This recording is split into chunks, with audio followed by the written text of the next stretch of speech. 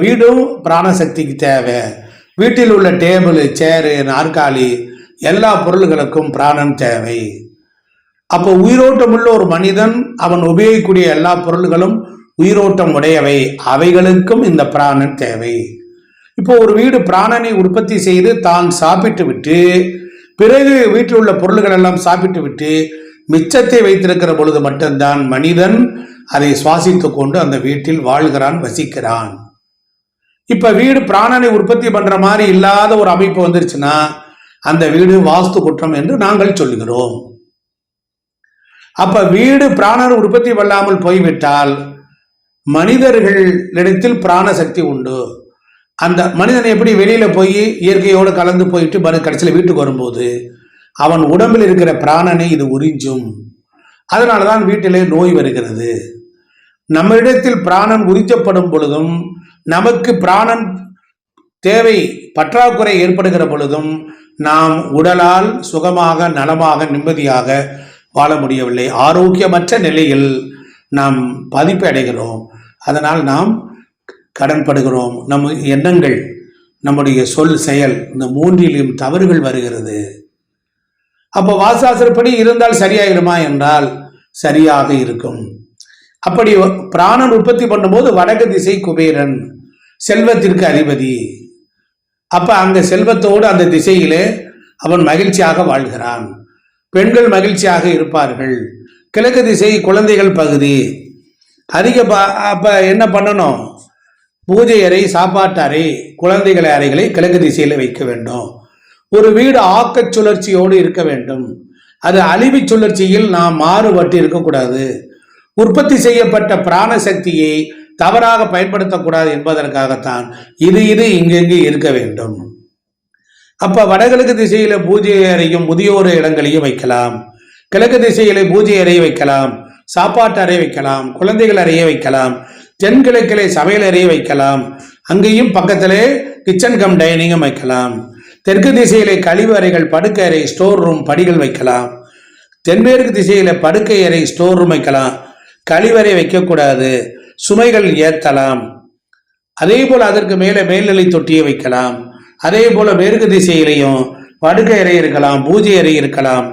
அதை ஒட்டி வடக்கு திசையிலே கழிவறை வைத்துக் கொள்ளலாம். வடமேற்கு திசையிலே செப்டிக் டேங்க், டெஸ்பாச் கார்னருங்கிறனால விருந்தினர்கள் அறையும் தங்கலாம். அங்க டாய்லெட் பாத்ரூம் வைக்கலாம். இப்படி எல்லாம் ஒரு வகுத்து கொடுத்துருக்காங்க. இப்ப வடக்கு திசை வீடு, வடக்கு திசை வாசல், எதிர்த்தாப்புல ஒரு எலக்ட்ரிக் போஸ்ட் இருந்தா பிரச்சனை தான். வடக்கு திசை வாசல் வச்சிருக்கிறான். வாசலுக்கு 2 பக்கம் ஜன்னல் இல்லாத வீடு, நிறைய வீட்டுக்கு போயிருக்கிறேன். குருட்டு வீடு, அது எப்படி நல்லா இருப்பான்? வடக்கு திசை வாசல் காம்பவுண்டு வசதி இருக்கிறான், சக்தி கிடைக்காது, போராடிக்கிட்டு கிடப்பான். புரியுதுங்களா? வடக்கு திசை வாசல் வீடு தான். ஈசானி மூலையில செப்டிக் டேங்க் போட்டிருக்கான், எப்படி விளங்குமா? வடக்கு திசை வாசல் தான். ஈசானி மூலையில மாடிப்படி கட்டியிருக்கான், எப்படி சரியா வரும்? வடக்கு திசை வாசல் தான். வடகிழக்கு திசையை ஒட்டி கட்டியிருக்கான், தெற்கு மேற்கு காலி இடம், எப்படி விளங்குவான்? அதனால இப்படி நிறைய குறைகள் இருக்கு. அதனால வடக்கு திசை குபேர வாசல்னு சொல்லிக்கிட்டு இன்னைக்கு இருக்கிற அறிவியல் விஞ்ஞானத்தோடு நாம் வாழாமல் இன்னும் பழையவே சொல்லிக்கிட்டே இருக்கக்கூடாது. வடக்கு திசை வாசல் வீடு தான். ஆமா, அதுக்கப்புறம் என்ன ஆகுது? வீட்டுக்கு முன்னால ஒரு பெரிய மரம் இருக்கு. வடக்கு வாசல் தான். வடக்குலேருந்து கிழக்கு, கிழக்குலேருந்து வடகிழக்கு வரையிலும் பெரிய பெரிய மரங்கள் இருக்கு, விளங்க மாட்டேங்கிறான்.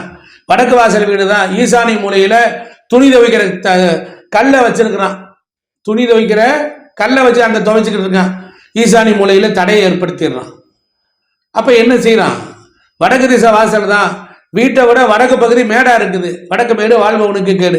இப்படி லட்சக்கணக்கான பிரச்சனைகள் இருக்கு. அப்புறம் எப்படி வடக்கு வாசல்னா குபேர வாசல்னு வரும்? அதனால வீடுகள் பொறுத்தளவில் ஒரு இன்ஃப்ரான் ஸ்ட்ரக்சர். வீடு பிராணனை உற்பத்தி பண்ணணும், அதை மனிதன் சுவாசிக்கணும். அதுக்கு தகுந்த மாதிரி தவறு இருக்கா?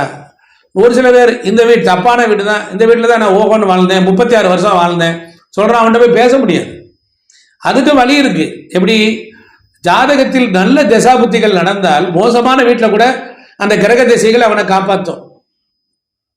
அப்புறம் ஏன் வாசல் பிடிச்சி தொங்கிட்டு திடுறீங்க அப்படின்னு கேட்டா, நேரங்காலம் சரியில்லாத பொழுது நல்ல வாசு சாஸ்திரப்படி அமைந்துள்ள வீடு அவனுக்கு கஷ்டமான காலத்துல கூட அதை தாங்கிக் கொள்ளக்கூடிய வலிமையை கொடுக்கும். நல்ல தசா புத்தி அந்தரங்கள் ஓகோன்னு இருக்கிற காலத்தில் வாஸ்து உள்ள வீட்டில் இருந்தான்னா பணத்தை சேமிக்கலாம். குற்றமான உள்ள காலத்தில் அதை தாங்கிக் கொள்ளக்கூடிய வலிமையை கேடயமாகவும் இருக்கும். பல விஷயம் இருக்கு. நல்லா நேரங்காலம் நல்லா இருந்துச்சுன்னா எந்த இடத்துல இருந்தாலும் வண்டி ஓடும். இப்போ நவக்கிரகங்களும் அங்கே 9 இடத்துல இருக்குது வீட்டில். அப்போ என்ன சொல்கிறோம், கெட்டுப்போன வீடு மோசமான நிலையிலே நீங்கள் நல்லா இருக்கிறதாக ஒத்துக்கிறீங்க, சந்தோஷம், வாழ்த்துக்கள். வாஸ்தாஸ்திரம் பார்க்குறவங்க வந்து நீ இப்படி கெட்டு போகணும், நீ சீரழிச்சு போகணும் அப்படின்னு அவனுக்கு என்ன ஆசையா இண்டிகேட் பண்ணுறான். இப்படி இருக்கக்கூடாது, செப்டிக் டேங்கு இங்கே இருக்கணும், மாடி படிக்கட்டு இங்கிட்டு இருக்கணும், வடக்கு கிழக்கு திறந்துருக்கணும், தெற்கு மேற்கு மூடணும். இன்னைக்கு வீட்டில் எங்கே பார்த்தாலும் அலறுது, சவுண்டு அலறுது. அன்னைக்கு 1.5 அடி சவுறு போட்டால் இன்னைக்கு 4.5 அடி சவுறு போடுறான். எரிச்சல், கோபம் வருது, பிள்ளை பேர் இல்லை, அபார்சன் ஆகுது. அக்னி மூலையில் போய் அப்பார்ட்மெண்ட்டில் படுத்து கிடக்கிறான். பெரிய பெரிய கோடீஸ்வர வீட்டு பிள்ளைகளாம் அக்னி மூலையில் தான் பெட்ரூமில் படுத்து. கல்யாணம் முடித்த உடனே பல பேர் டைவர்ஸுக்கு அதுதான் காரணம். அக்னி மூலை இழுத்துக்கிறது தான் என்ன ஆகும், ஒவ்வொரு திசையும் இழுக்க எப்படி இருக்கும். அக்னி மூலை வளர்ந்த இடம் பிரச்சனைகளை உண்டு பண்ணும், கோர்ட்டு கேஸும் வம்பு வழக்கு கொடுக்கும். கிழக்கு வளர்ந்த இடம் புகழும் செல்வத்தையும் சேர்க்கும். ஈசானிய லேசா வளர்ந்துருந்தா அதிர்ஷ்டத்தையும் நமக்கு கொடுக்கும். தெற்கு வளர்ந்த இடம் மரணத்தை கொடுக்குது.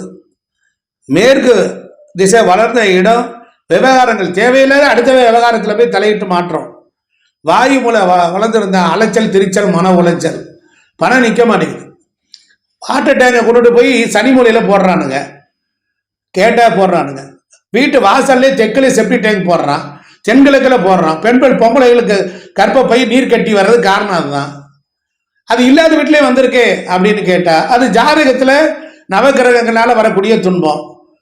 நான் என்ன சொல்ல வர்றேன், வீடு தப்பா இருக்கோ இல்லையா, வீடு நல்லா வச்சுக்கோங்க. நேரம் நல்லா இருக்கும் போது இன்னும் ஓகோன்னு இருங்க. நேரம் சரியில்லையா கொஞ்சம் பாதுகாப்பாக இருங்க. இப்போ வடக்கு பார்த்த வீட்டில் எவ்வளவோ இருக்கு.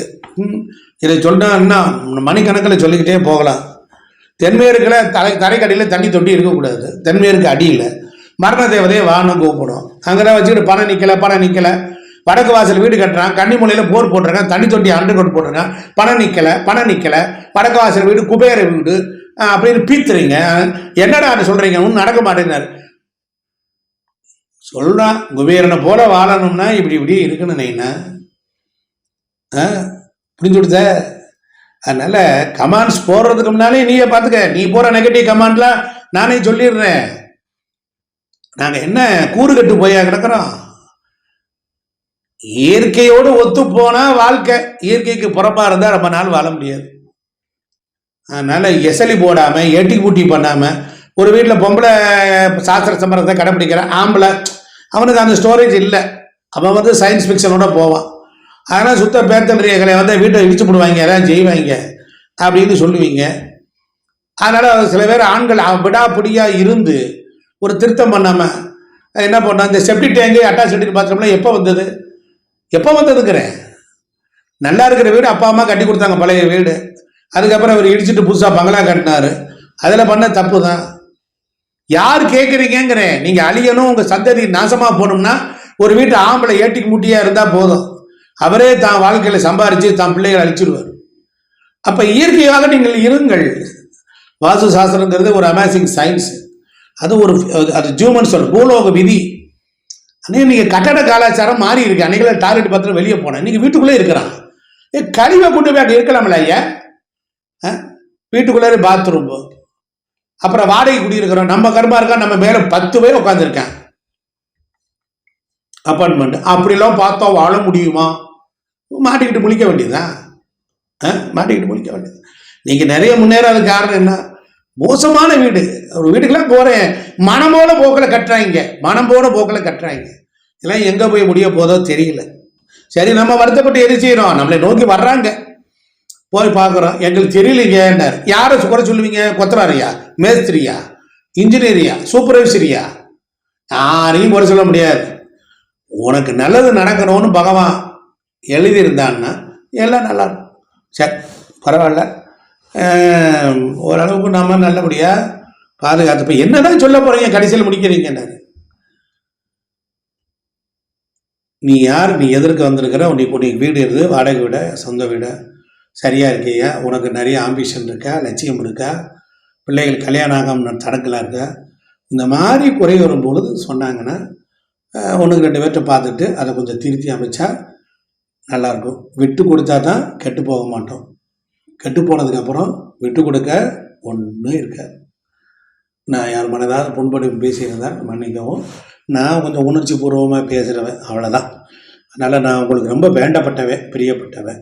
அதனால் நீங்கள் எல்லோரும் நல்லா இருக்கணும், அமோகமாக இருக்கணும், ஒரு துன்பம் இல்லாமல் இருக்கணும்னு கேட்டு